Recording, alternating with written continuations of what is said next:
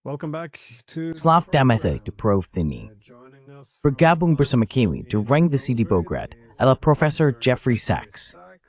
Selamat datang dan terima kasih telah mendebut di Canis Bograd Hat. In your very busy schedule.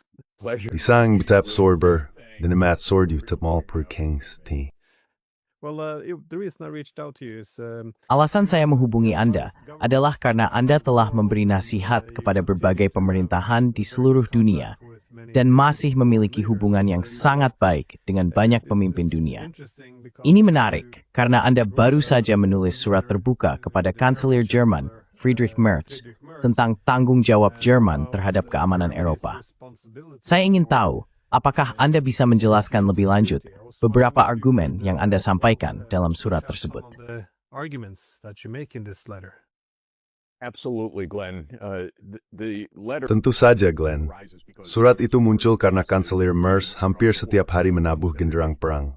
Ia mengatakan bahwa Rusia adalah musuh, bahwa kita harus bersiap untuk perang. Ia bahkan tidak berusaha sedikit pun untuk melakukan diplomasi dengan Presiden Putin. Ia adalah Kanselir Jerman, dan ia memiliki tanggung jawab. Saya cukup khawatir dengan keadaan politik Eropa saat ini, karena Eropa berada di jalur yang salah, di arah yang sangat berbahaya.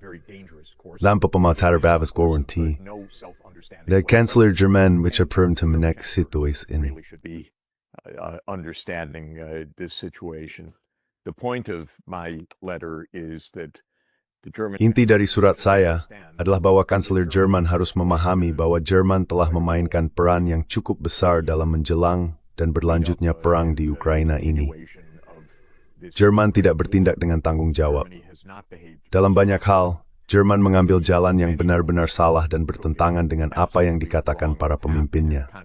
Saya ingin Kanselir Merz merenungkan hal ini sebelum bencana terjadi. Saya menginginkan refleksi yang jujur di Jerman. Dan Glenn, saya menghadapi state to be less sangat sir. Today's, hal ini terbanyak dibahas oleh benar-benar dengan khusus bagi Jerman for. But it's of special responsibility for Germany. And that is that in 1990, dan pada tahun 1990, pemerintah Jerman dengan tegas dan berulang kali berjanji kepada pimpinan Soviet dan juga kepada pimpinan Rusia yang saat itu masih dalam konteks Uni Soviet, bahwa NATO tidak akan memperluas wilayahnya ke arah timur dalam konteks penyatuan kembali Jerman. Jadi Jerman memiliki peran dan tanggung jawab yang sangat sentral dalam bencana yang kemudian terjadi. Karena tentu saja, Jerman berbuat curang, dan Amerika Serikat juga berbuat curang. Baik Jerman maupun AS pada Februari 1990 beberapa kesempatan kepada Presiden Gorbachev dan pejabat tinggi Soviet lainnya, mentatsingan dengan tegas dalam konteks manajemen Jerman, tidak satu inci pun ke timur. Tidak ada ambiguitas dalam hal itu. Maknanya sangat jelas. there was no ambiguity about it. The meaning of it was clear. NATO would not even expand into the NATO bahkan tidak akan memperluas wilayahnya ke bagian timur Jerman yang telah bersatu kembali, apalagi ke Eropa Timur, apalagi ke Baltik, apalagi ke Ukraina dan Georgia. Dan itu bukanlah komitmen yang terjadi secara kebetulan. Penyatuan kembali Jerman pada tahun 1990 menandai berakhirnya Perang Dunia II, dan agar Jerman dapat bersatu kembali, Jerman berkomitmen kepada Uni Soviet dan kemudian kepada Presiden Yeltsin pada tahun 1991 dan 1992 bahwa penyatuan kembali Jerman, negara yang menyebabkan bencana Perang Dunia II, tidak akan dimanfaatkan untuk merugikan Uni Soviet, dan secara khusus bahwa NATO tidak akan bergerak ke arah timur. Tentu saja, dalam dunia propaganda Barat, hal ini disangkal atau dianggap tidak penting. Itu sudah lama sekali. Namun, hal itu tidak bisa dianggap sepele. Inilah kasus belli dari Perang Stalin. Sebuah keren ini everybody knows it that has been close to this war. Actually, just a couple of days ago, a senior national Sebenarnya, baru beberapa hari yang lalu, seorang pejabat senior Dewan Keamanan Nasional di pemerintahan Biden di AS yang sempat diprank melalui panggilan telepon, menyatakan dengan tegas bahwa ya, jika kita menolak perluasan NATO, tidak akan ada perang di Ukraina. Jadi inti surat saya kepada Kanselir Scholz adalah, ambillah tanggung jawab, Kanselir. Ini adalah negara Anda. Negara Anda berada di pusat krisis ini. Pahami sejarah ini, katakan yang sebenarnya, dan hentikan mengobarkan semangat perang. Saya juga menyinggung banyak sekali contoh lain tentang kurangnya keterbukaan, refleksi, kejujuran, atau pemahaman dari pihak Jerman mengenai perannya sendiri dalam menyebabkan bencana ini. Dan ada banyak sekali kasus yang bisa dibahas. And there are many, many cases that one could discuss. Another is in 1999 when Germany is part of NATO. Contoh lainnya adalah tahun 1999, ketika Jerman sebagai bagian dari NATO ikut serta dalam pengeboman di tempat saya berada hari ini, Beograd, selama 7-8 hari di jantung Eropa. Tanpa instruksi atau pertanggungjawaban kepada Perserikatan Bangsa-Bangsa, ini merupakan aksi kekuasaan besar di mana Jerman memainkan perannya dalam tindakan yang sepenuhnya ilegal. Atau lihat saja sikap diam dan persetujuan Jerman ketika Amerika Serikat secara sepihak keluar dari perjanjian anti-rudal balistik pada tahun 2002, yang merupakan destabilisasi paling signifikan terhadap kerangka pengendalian senjata nuklir modern. Dan segala hal tentang perluasan NATO harus dipahami dalam konteks kerangka senjata nuklir yang terpecah dan tidak stabil, yang telah dirusak oleh Amerika Serikat dan sekutunya di NATO. Karena menumber dari Stoberi Staplers Nuklising. Because the ABM treaty was part of the nuclear stability. And then the United States said, no, we don't participate in that. Lalu Amerika Serikat berkata, tidak, kami tidak ikut dalam hal itu, dan kami akan memperluas NATO, bertentangan dengan janji yang telah kami buat. Atau ambil contoh pengakuan Jerman terhadap Kosovo pada tahun 2008, setelah pengeboman oleh NATO. Jadi Eropa selalu berbicara tentang tidak dapat diganggunya perbatasan, kecuali ketika Eropa sendiri ingin melanggar perbatasan itu. Eropa memecah Serbia. Dan bukan hanya memecah Serbia. Secara alami, tidak mengherankan, Eropa menempatkan pangkalan militer NATO terbesar di Eropa Tenggara Kroasia, Kundresribil pecah ini. Pangkalan itu adalah Bonsteel, pangkalan NATO terbesar di kawasan Balkan. Beda tahun yang sama, Jerman ikut serta dalam bencete NATO di Bucharest. In the disaster of the Bucharest NATO summit. Very interesting meeting, by the way, the one that was the Pertemuan yang sangat menarik, omong-omong, pertemuan yang menjadi penyebab langsung perang ini. Karena pada tahun 2008, Amerika Serikat menuntut agar sekutu NATO mengumumkan bahwa NATO akan memperluas keanggotaan ke Ukraina dan Georgia. Sangat menarik. Tidak hanya sepenuhnya bertentangan dengan janji, tetapi juga sepenuhnya bertentangan dengan keinginan rakyat Ukraina sendiri pada tahun itu, karena ada penolakan publik yang sangat besar terhadap keanggotaan NATO. Orang-orang Ukraina tahu bahwa hal ini akan menimbulkan masalah bagi mereka. Bush menekan dengan keras. Kanselir Angela Merkel menulis dalam memoir terbarunya bahwa ia tahu keputusan itu adalah keputusan yang buruk dan berbahaya, yang bisa memicu perang. Namun ia menyerah, dan pada hari kedua KTT Bucharest, ia mengikuti Amerika Serikat. Rana Committee Parliamentaries and Opposed Security Ukraine dan Georgia. Itu didegal nastenyu Yunjeften. Putting us on the path to outright war.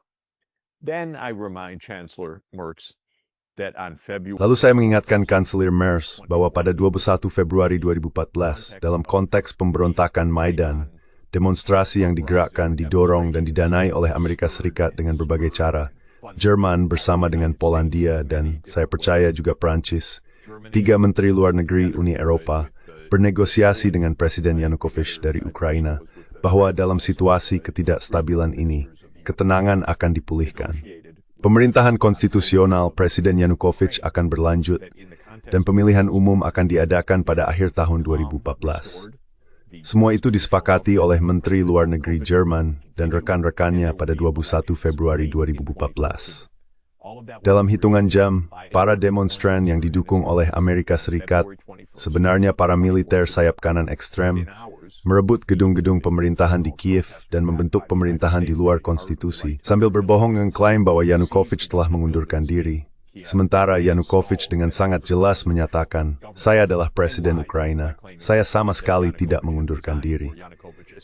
Jadi di mana Jerman beberapa jam setelah menengahi kesepakatan itu? Mereka diam. Ya, kami mendukung pemerintahan baru, kami mendukung kudeta. Yeah, we support the new government. We support the coup. No responsibility by Germany at all. Jerman sama sekali tidak bertanggung jawab. Ketika wilayah Donbas mengatakan, kami tidak ikut dengan kudeta itu, dan ketika rezim kudeta segera mengusulkan penindakan terhadap penduduk etnis Rusia dengan berbagai cara, termasuk membatasi penggunaan bahasa Rusia, tentu saja perang pun dimulai.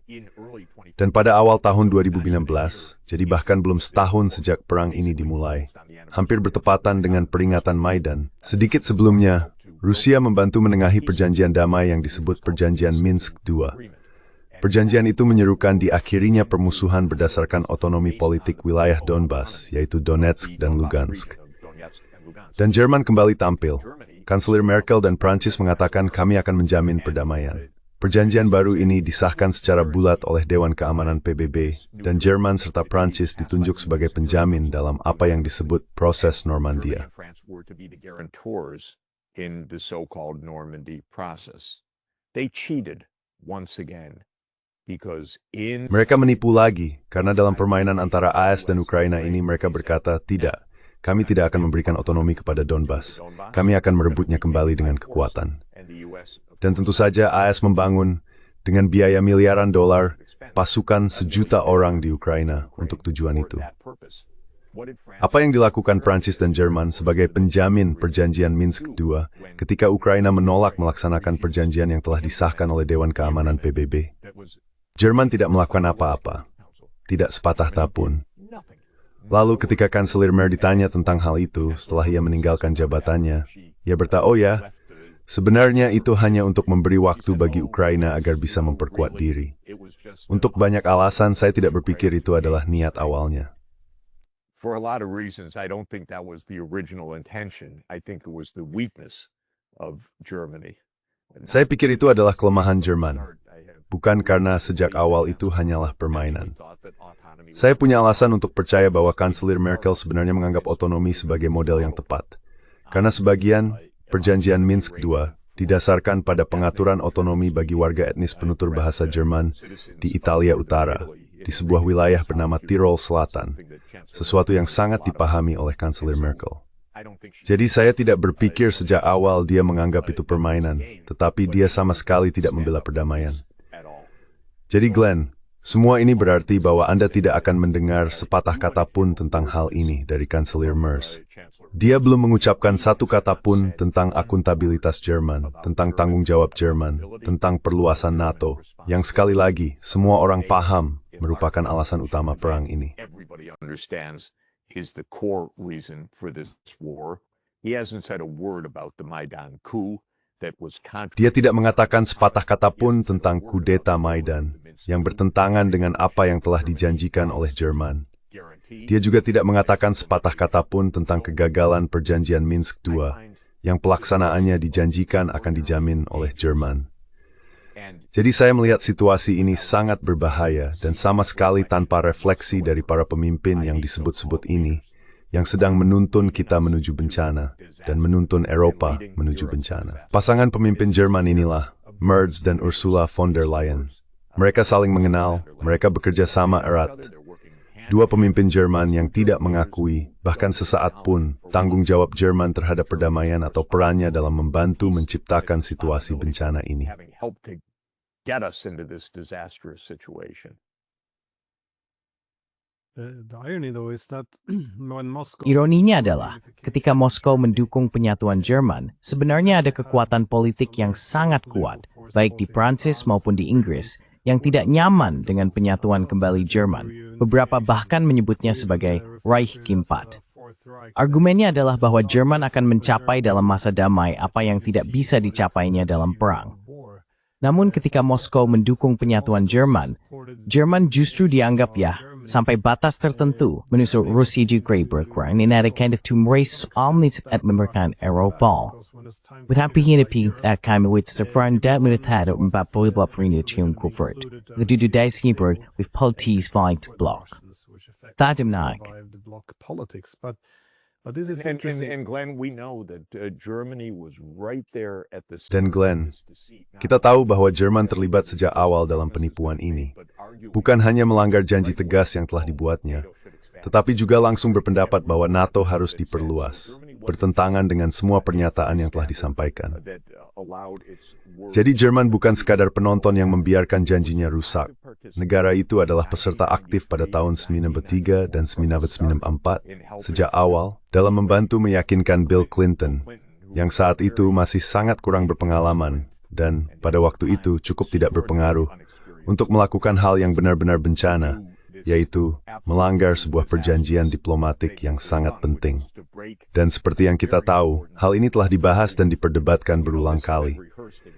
Namun kini, ada banyak sekali kesaksian bahwa isu NATO inilah yang menjadi kuncinya. Termasuk sekali ribut tempesta hari lalu, isu orang krim di pemerintahan Biden, Malaysia ini. Ya Mers warsin ini iju seperti. So, Mert should tell the truth about this. Ini Amanda Slot? Slotor. Itu benar. Yeah, yeah. No, she was the head of En die misjum vooral wordt tervaf. Mary Dick en Miss Casil. small advisor at all, but That is absolutely correct. They know what they're doing. Itu benar sekali. Mereka tahu apa yang mereka lakukan. Dan omong-omong, seperti yang sudah sering saya katakan, saya pernah melakukan percakapan persis seperti ini dengan Jake Sullivan pada akhir tahun 2021. Saya berkata kepadanya dalam panggilan telepon yang panjang, Jake, katakan bahwa NATO tidak akan memperluas ke Ukraina. Dan dia berkata kepada saya, Jeff, percayalah, NATO tidak akan memperluas ke Ukraina. Lalu saya berkata, Jake, kalau begitu katakan itu secara terbuka. Oh tidak, Jeff, saya tidak bisa mengatakannya secara terbuka. Kami punya kebijakan pintu terbuka. Saya berkata, Jake, kalian akan berperang karena sesuatu yang bahkan tidak akan terjadi. Dan dia berkata kepada saya, Jeff, tidak akan ada perang. Inilah kegilaan yang kita hadapi sekarang. Kebohongan yang datang dari para pejabat pemerintah ini. Dan Mers harus bersikap jujur sebelum kita terseret ke dalam bencana.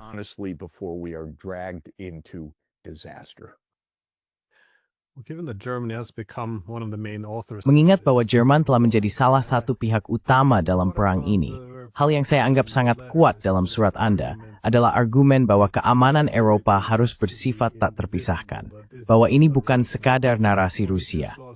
Prinsip ini menjadi inti dari semua perjanjian kita, yang sebenarnya kita tanda tangani untuk membangun arsitektur keamanan pan-Eropa. Namun, ketika mendengarkan pernyataan dari pihak Jerman saat ini, mereka menolak gagasan dasar bahwa Rusia seharusnya memiliki jaminan keamanan sama sekali. Maksud saya, bagaimana kita bisa beralih dari mengakui keamanan yang tak terpisahkan sebagai inti dari stabilitas di Eropa menjadi menolak gagasan bahwa Rusia memiliki kekhawatiran keamanan yang sah atau seharusnya mendapat jaminan apapun. Ini sungguh luar biasa, tetapi saya merasa hal ini telah menjadi sesuatu yang dianggap normal. But it's become normalized, I feel. Glenn, I've been looking back at the key. Glenn, kamu tahu aku sudah menelusuri kembali momen-momen penting dari 2 abad terakhir. Ini adalah masalah yang berulang, dan Jerman berperan di dalamnya berulang kali. Kalau kita mundur, tentu saja ke Perang Dunia II. Pada akhir Perang Dunia II, konferensi utama di Potsdam menyatakan bahwa Jerman akan bersikap netral dan tidak bersenjata. Namun lagi-lagi, AS, Inggris, dan Prancis melanggar kesepakatan itu. Mereka berkata tidak, bagian kami akan dipersenjatai kembali, akan menjadi negara merdeka, dan akan menjadi bagian dari NATO. Lalu pada tahun 1952, Stalin mengulurkan tangan melalui apa yang disebut catatan Stalin, dan berkata kepada pihak Barat, tapi Potsdam, kalian berjanji, netral, dan tidak bersenjata. Dan disitulah Perang Dingin yang sedang berkembang sebenarnya bisa saja berakhir. Dan kamu tahu, para sejarawan kemudian berdebat, dan sejarawan Barat mengatakan, tidak, Stalin sebenarnya tidak sungguh-sungguh, non-zerbrace.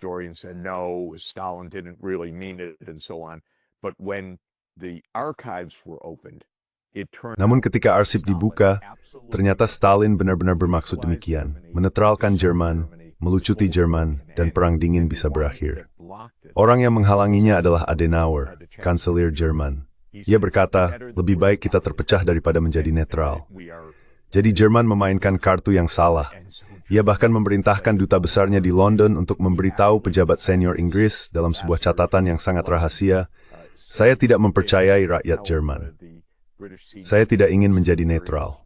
Mungkin di masa depan mereka akan berpihak pada Rusia. Jadi saya tidak mempercayai rakyat saya sendiri. Dalam komunikasi itu, duta besar Jerman menjelaskan, tolong, Hal ini jangan pernah dipublikasikan, karena jelas akan melemahkan posisi politik kanselir jika hal ini diketahui. Namun intinya adalah bahwa Adenauer bertindak dengan tipu daya, dan klaimnya adalah bahwa Stalin tidak sungguh-sungguh bermaksud demikian. And the claim was, oh, Stalin didn't mean it, but the historians have shown Stalin meant it. The one that was. Namun para sejarawan telah menunjukkan bahwa Stalin memang bermaksud demikian. Pihak yang menipu adalah Jerman. Dan maaf, kita melihat hal ini berulang kali. Tetapi inti dari surat saya hari ini, saya bahkan tidak ingin mengulang seluruh sejarah ini. Saya hanya ingin mengatakan bahwa pada masa segera setelah penyatuan, Jerman ada di sana dan tidak menepati janjinya. Sekarang Jerman harus bertanggung jawab untuk menciptakan perdamaian berdasarkan diplomasi, bukan pada narasi propaganda tentang apa yang terjadi hari ini. Dan MERS benar-benar perlu memahami sejarah ini dan menyampaikannya dengan jujur sebelum kita semua mengalami bencana total. Saya benar-benar tidak percaya bahwa MERS dan von der Leyen mencoba menempatkan Eropa di tangan mereka lagi dengan cara yang menyimpang, maaf, yang juga akan menciptakan bencana bagi Eropa. Itulah intinya.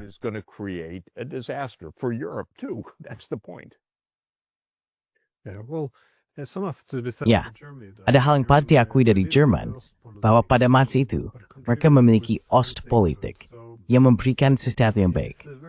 Ya, aib lagi, bahwa sekali lagi, Jerman perempuan utama dalam perang melawan Rusia.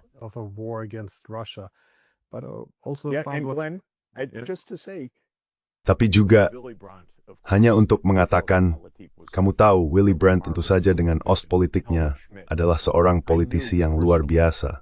Helmut Schmidt. Saya mengenal Kanselir Kohl secara pribadi. Saya pernah bertemu dan mengadakan pertemuan dengan Hans-Dietrich Genscher. Kamu tahu, saya pikir mereka adalah orang-orang terhormat yang menginginkan persatuan Jerman dan mereka memiliki wibawa. Dan jika Andreas Dies, mereka menjawab ini bisa dilakukan, mereka tidak dibesarkan bagi Rusia, bagi Eropa. Dan jika kau menepati hal itu sekarang, perang ini akan berakhir.